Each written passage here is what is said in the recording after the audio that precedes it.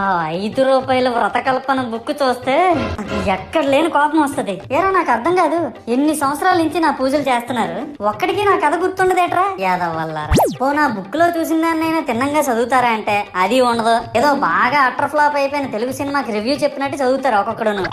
ఇంకా తర్వాత 9 రాత్రుల పాటు నాకు ఎన్ని సినిమాలు చూపించాలో అన్ని సినిమాలు చూపిస్తారా.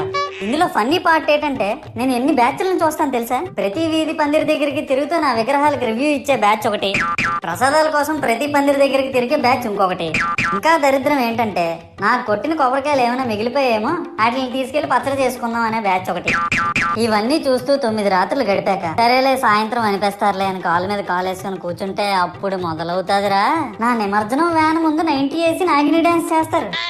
అంటే నాకు అర్థం కాదు, 9 రోజులు వాళ్ళతో కలిసి ఉన్నానని నన్ను కూడా వాళ్ళ ఫ్రెండ్ లా ట్రీట్ చేస్తారా ఏంటి?